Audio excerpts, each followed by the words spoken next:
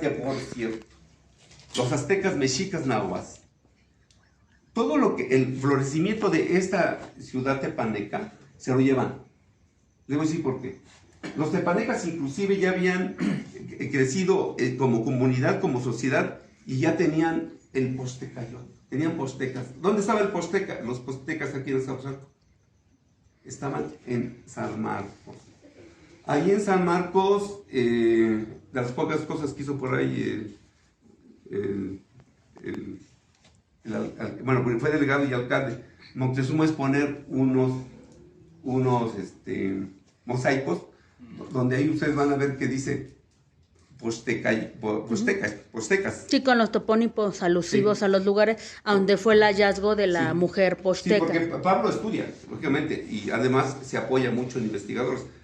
Entonces, ahí es el lugar de los postecas, donde es Coachilco.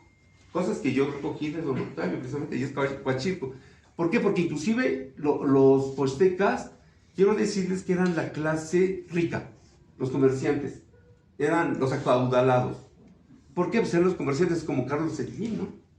Empresarios. Entonces, cuando los aztecas se quitan el tributo 1528, inclusive no destruyen todo, y exactamente lo que hacen es recobrar y conservar lo que les sirve.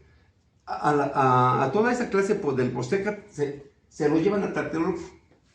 Y vuelve a tener un renacimiento grande Tlatelolco. ¿Por qué? Porque se llevan parte de esos postecas que los tepanecas ya lo habían creado y recreado. O sea, 100 años o 150 años el desarrollo de los tepanecas se dio precisamente, y donde podemos afirmar que si creció la Gran Tenochtitlan fue gracias a lo que extrajo precisamente de los tepanecas. Nosotros somos el antecedente directo. Pero voy a ir a la anécdota aquella de Antonio Salgapilleta. ¿Tendrá un vasito de agua, por favor? Salgapilleta, por ejemplo, decía que en el 28, cuando aquella triple alianza, Tacuba, Texcoco, los antepasados venían gritando, entrando por lo que se llama Opatitla, y venían gritando Xintlolos, diciendo que, porque era como una cuestión ofensiva. Xintlolos es decirles indios nalgones. Se oye bonito, y inclusive no le quito a nadie de la cuestión de lo gracioso, pero es absurdo. Les voy a decir por qué. En primera, no éramos indios. No éramos indios. Era imposible que los mexicas bien diciendo. Ese gentilicio no existía. Lo que pasa es que Udapilleta siempre le tuvo mucha envidia a Don Octavio. Y lo difamó muy feo, Por eso a mí no me cae bien ese señor, que por cierto le hicieron hasta su monumento allí en el Jardín Hidalgo, y ojalá no estén mirando los perros, porque realmente para mí no significa nada ese señor. Bueno, resulta, Xintlolos, y además a nosotros, en la época contemporánea, nos gusta. Es más, por ejemplo, casi todos los que Pablo, los que se dedican a la política, dicen a trabajar Xintololos, y no sin Xintololos. Entonces, ay, somos Xintololos. Somos personas nalgonas. Para empezar, eso no existió.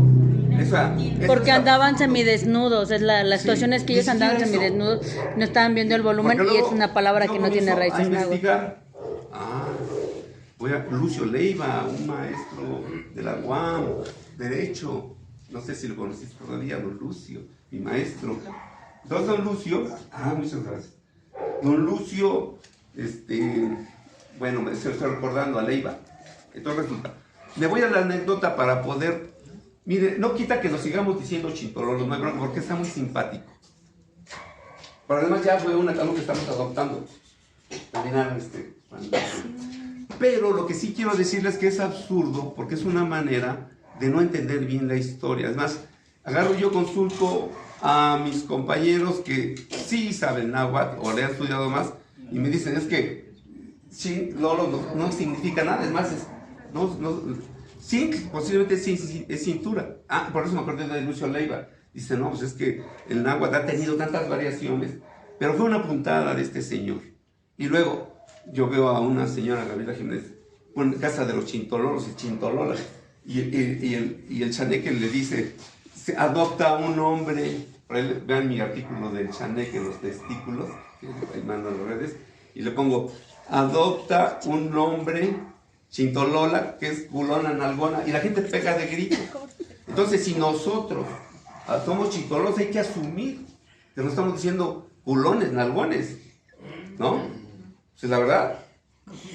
Y luego hay gente que también se lo adapta bien. Yo, en persona, como quieran verlo, está muy simpático. Somos tepanecas. Y también, si quieren ser chintololos, no hay problema.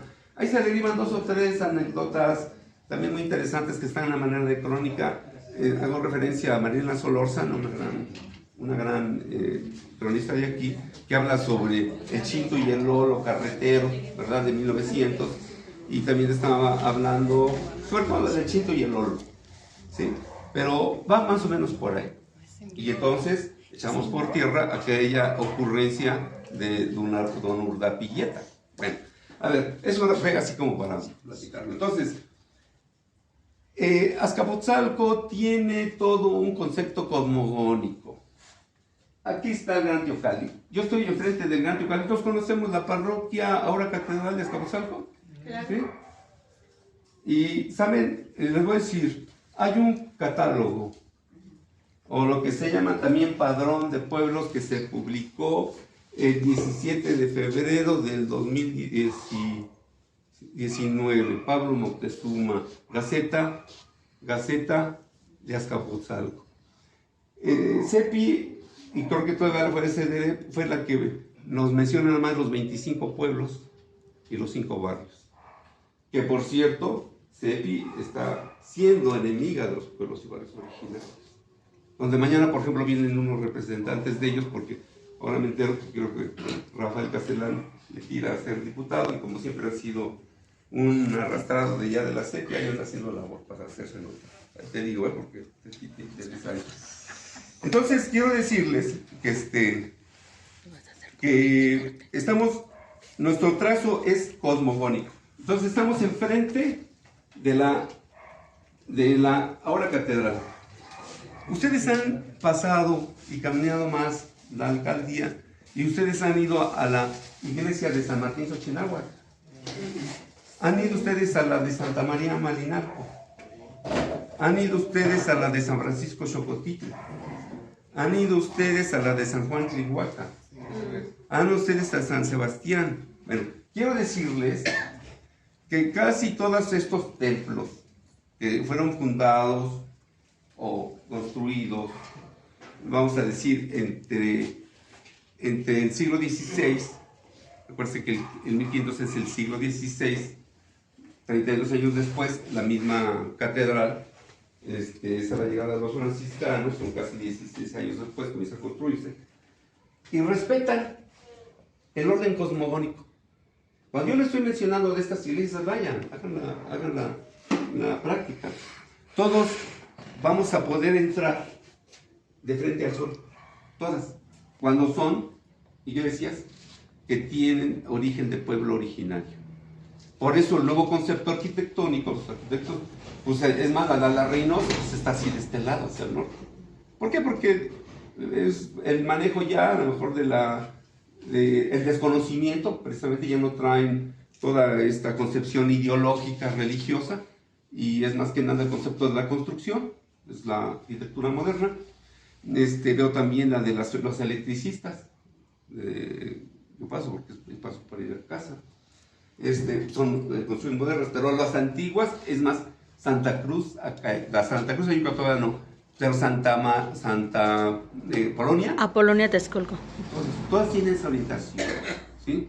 ¿Por qué? Porque nuestros antepasados no estaban acostumbrados a hacer su ritualidad, meterse al templo, lo hacían al aire libre, lo hacían con lo que se llama, donde estaba el Gran Teocalli, en este caso Azcapotzalco, antes de 1426, más Atézalco, muy interesante. Yo traigo una cruz, porque voy a esta otra parte, que se llama la Cruz Tecpa. Fíjense que la cruz Tecpan, te digo Juan Rivas, esta me la dio don Octavio, porque esta cruz Tecpan es un fragmento del plato de plata. Esta cruz Tecpan es un fragmento del plato de plata. Cuando se ve más detalladamente, aquí se ve el Cristo Quetzalcóatl. Como fue una entrega que me da a mí, porque yo tuve un abuelo que estuvo en una cofradía de los franciscanos, que es muy antigua. El abuelo de la cofradía de los franciscanos en Azcapotzalco es muy antiguo. Todavía existe, por cierto. Y tiene aquí la toponimia del pueblo de San Martín Xochitl, que es Flores cerca del agua. Sí, y no la vayan a desgastar, por favor. O la cercanía de la flor. No, la cercanía de la flor. Porque es un fragmento del plato de plata. ¿Por qué? Aquí José Antonio González Gómez nos dice: a principios del siglo XVIII, la extinción legal de las repúblicas indias en España provocó que los derechos y el patrimonio de estas instituciones se transfiriera en administración directa a los nuevos cabildos gaditanos y republicanos. Cabildos gaditanos es de la ley de Cádiz. Este despojo legalizado a los pueblos indios que ocurrió entre 1812 y 1836 no fue siempre fácil, directo y sencillo, al menos en el centro de México, ya que las comunidades afectadas enmascararon el fantasma de las repúblicas indias en las mayordomías y cultos patronales de los pueblos, y con ellas trataron de mantener sus identidades y formas tradicionales de vida, intentando también evitar la pérdida de nuestros bienes y sus comunidades. Trataban ellos de conservar su territorio, sus costumbres y todo. ¿Por qué? Porque todavía había todas esas manifestaciones de gente originaria, menos mezclados con la cuestión de hombres de razón, que eran españoles que venían de la península, ¿sí? Y nos unimos. Nos unimos. Quiero decirles, cuando habla de aquí del periodo 1812 al 36, perdimos más los pueblos y barrios, ya porque nosotros como ciudadanos modernos, ¿verdad? Nos decimos mexicanos, tuvimos independencia. Alguien por ahí me dijo que, porque no hay que ser, ¿cómo lo diré?, fanático en la cuestión ahora de la cuestión patriótica, porque pecamos mucho. Hay una corriente muy interesante, muy bonita, Guillermo Marín, para descolonizar el pensamiento. Es muy interesante leerlo y estudiarlo. Hay que descolonizar el pensamiento, que además es prácticamente don Enrique Dussel. También nos da algunas orientaciones con la cuestión del eurocentrismo. El pensamiento eurocéntrico nos domina mucho. Yo quiero decirles, la independencia no benefició mucho a los pueblos originarios, le quitó muchos derechos. Pero ¿cómo nos integramos? Nos integramos en las casas Tecpan, nos organizamos, porque todavía esos reflejos. ¿Por qué creen? La ley de Cádiz, el imperio español, le daba más garantías a los pueblos indios, eran como sujetos de derecho. Pero la independencia, mole, güey. Agarra y les quita todo, y además entran los criollos, les quitan territorio y dicen, esto es de nosotros, no, nuestro gobierno es de nosotros. Aquello de las ordenanzas, aquello hasta de lo que se llama, Marisol, cuando hablamos de esto de las haciendas, las encomiendas se pierde, pero los indios o los originarios perdemos más. Con la independencia, fíjense nada más. Se pierde la propiedad comunal de las tierras. Simplemente es eso. ¿Por qué? Porque entonces los gandayas, criollos y españoles naturales, hombres de razón, dicen, esto es de nosotros. ¿Bien? Y agrego esto, dicha situación se ejemplifica con el proceso de ocupación municipal de las casas Tecpan de Azcapotzalco en las primeras décadas del siglo XIX.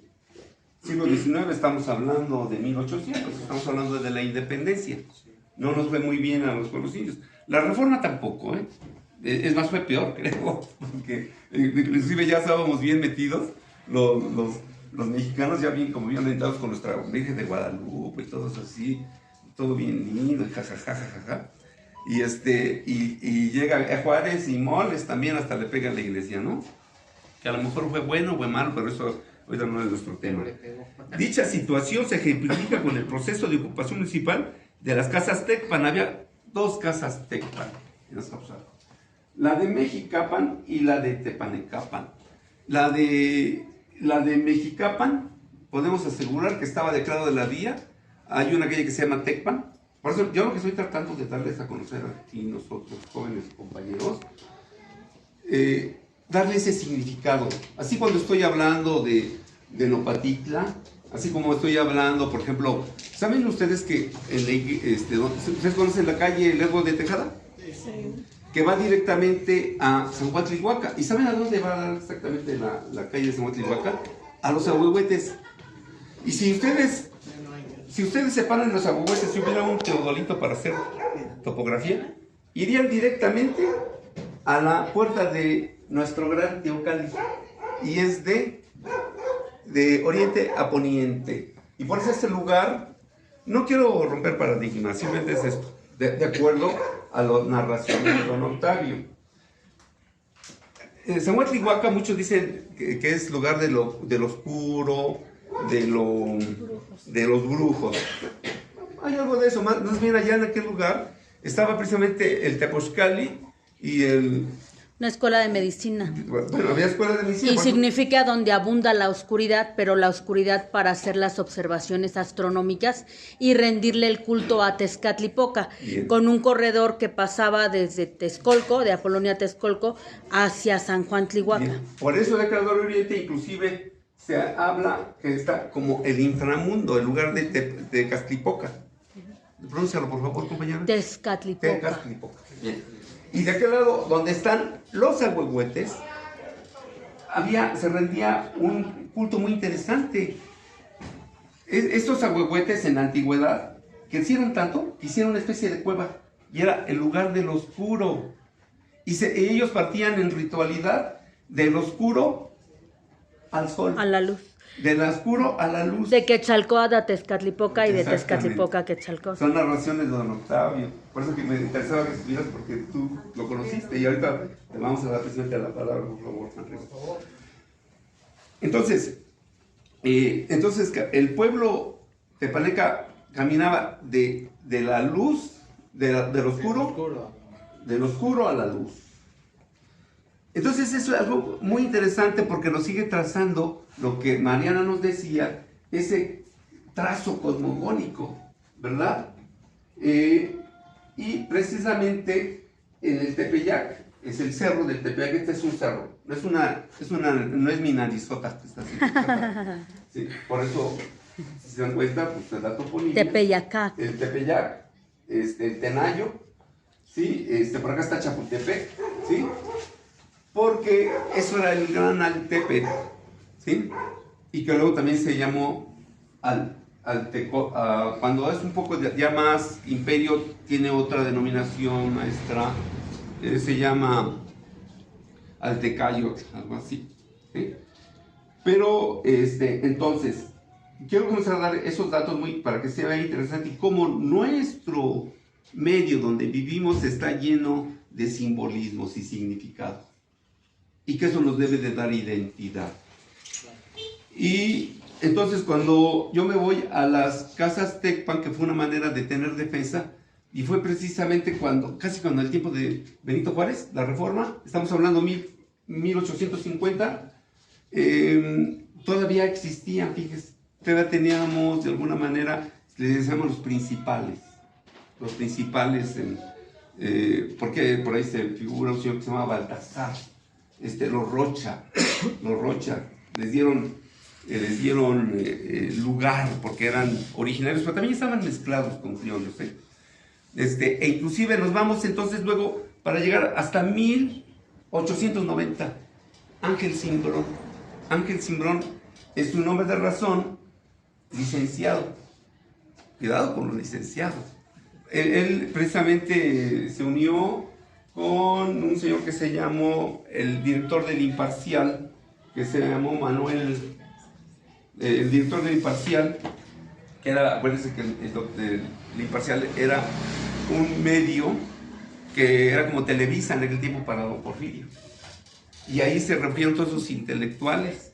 El mismo Espíndola, Manuel Reyes Espíndola, Manuel, hacen una sociedad, la Sociedad Constructora de Azcapotzalco, 1898, y comienzan la construcción. ¿Les dice algo para transportarnos en la realidad? ¿Qué les dice ahora, por ejemplo, el Plan General de Desarrollo Urbano y Ordenamiento Territorial? Bueno, ¿por qué? Porque es más, una sociedad no es estática. Y podemos entenderlo. Porque ahora va a ser mega. Son las cosas que traemos pendientes, y la Cuarta Transformación tiene pendientes con los pueblos originarios, ¿eh? Porque quiere ser una gran mega ciudad. Es la destrucción. Ingeniero, ¿ah? Fuimos a la charla, ahí platicamos, ahí estuvimos. Por eso yo también, ahorita que estoy dando esta charla, trato de hacer esas semejanzas.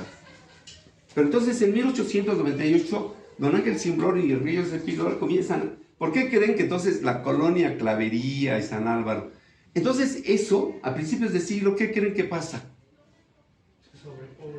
Nos trae a todos nosotros. Mucha gente ¿por qué? Porque es un desplazamiento de gente del interior de la República que vienen de Guadalajara, de Chihuahua, y vienen a enriquecer estas tierras. Somos migrantes. Somos migrantes. Es lo más hermoso. Por eso exactamente yo no me quiero. Ayer me eché un tiro con Mejía, porque por ejemplo Mejía es de Las Trancas.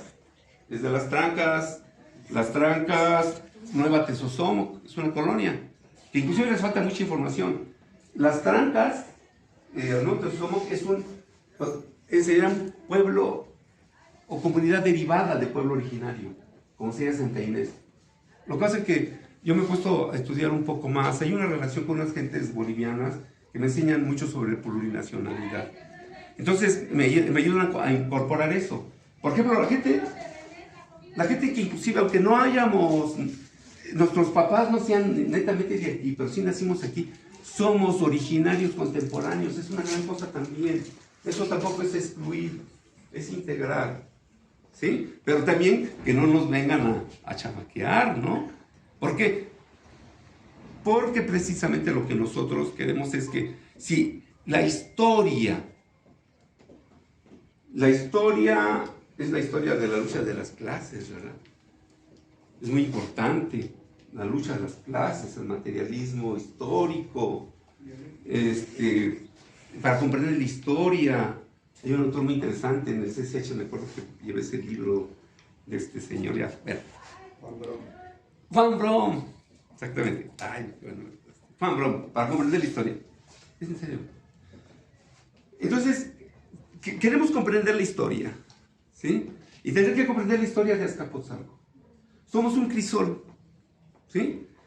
Y no excluirnos, pero bien. ¿Por qué? Porque la historia del despojo, México es la historia del despojo, la Ciudad de México también. Porque aquí primero estaban los pueblos originarios. Y poco a poco le fueron quitando territorio. Estamos hablando de cómo las gentes de razón, ¿verdad? Precisamente fueron desplazando a los pueblos, nos quitaron derechos y territorios. Aún así, los pueblos originarios tenemos algunas ventajas. Casi todos los que somos bien de pueblos originarios, nuestros papás nos heredaron hasta terrenos, la verdad. Aunque sean chiquitos, ahí están todavía nuestros terrenos. Y la gente que vino desplazada se tuvo que rajar el brazo y chambear. Y eso es gran cosa, ¿no? Pero somos exactamente parte de la misma comunidad. Nada más que hay que poner cada cosa en su lugar.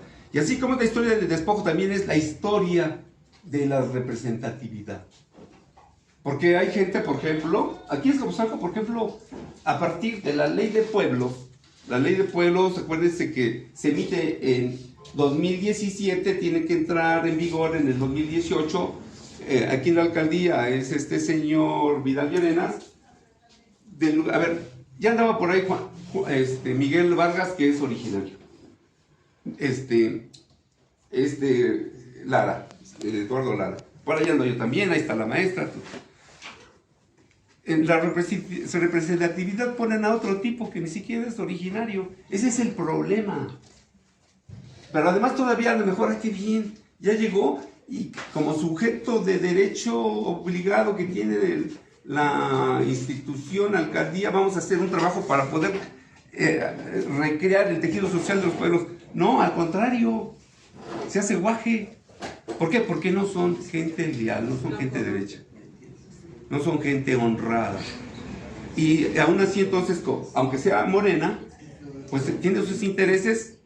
¿Y por qué no quiere Morena? Yo estoy convencido con Morena, ¿eh? De veras, no nada más de ahorita. Tenemos por ahí más o menos una trayectoria, desde que estaba con don Octavio, ¿eh? Gracias a acá en 1998. Por eso estuvo aquí Camacho Solís. Yo sé que me den el crédito, pero por eso pudo venir Camacho Solís. Y ese pequeño museo de Santa María Malinalgo, que tenía cerca de 1000 piezas muy interesantes, el centro de Cuauhtémoc, está desaparecido. Una pieza simbólica de nuestro señor Cuauhtémoc que don Octavio rescató, el cuchillo de sacrificio, que lo sacó y lo rescató de un enterramiento en Tlatilco. Está todo documentado. Yo le echo la culpa, así lo digo abiertamente, es más, grábalo. Esta mujer, esposa de Enrique Vargas, ahora Laura Velázquez, y el mismo Pablo. Oye, Pablo, ¿qué onda con los...? Ojalá se pueda, luego sacamos sus fragmentos para que se vayan en YouTube. Pablo, ¿qué pasa? Te pregunto desde aquí, con el acervo y patrimonio que tenemos de Azcapotzalco del Museo Príncipe de Tlaltecaltecutli. Yo te lo di a conocer, ojalá un día nos des respuesta. Entonces, el Museo del Pueblo le llamaba don Ricardo. El Museo del Pueblo. Además era el Museo del Pueblo. Entonces, quiero decirles que Azcapotzalco tiene una riqueza tal, pero también hemos sido despojados. Y todavía están los intentos, ¿eh? Por ahí viene un cuate que mañana va a tener un foro, se llama Rafael Castellán. Un cuate que siempre ha vivido de Cederé, con Fabiola Poblano. Es más, Rafael Castellán ni siquiera es de la Ciudad de México, es chapaneco. Te digo porque nada más también nosotros tenemos la obligación, somos como periodistas, neta, ¿eh? Entonces, ¿qué tenemos que ponernos listos? Chapaneco, ni siquiera es señor Cázares, se llama Marcos Cázares, es un avecindado. Es más, si se portara chido, le podemos decir, naciste aquí, tienes acta de nacimiento, eres originario, contemporáneo. Muy bien, pero que haga las cosas bien, que nos haga las cosas bien, que nos dé la representatividad. ¿Sí? Pero no, allá andan jugando con el tema de los pueblos y barrios para suplantar precisamente a la gente de pueblos y barrios, posiblemente porque llegaron primero, se pusieron listos. Pero no, eso no se debe de hacer. No sé quién nos esté padrinando, no sé si sea Enrique Vargas, no sé quién, pero estamos atentos a esto. Como que con eso quiero terminar. Si hay preguntas también que nos van a hacer seguramente con Marisol, ya nos pidieron una intervención que es Juan Rivas, y a lo mejor ya en las preguntas se despiertan otras cosas que pudieron haber quedado volado en el aire. Esa es por el momento mi participación. Gracias.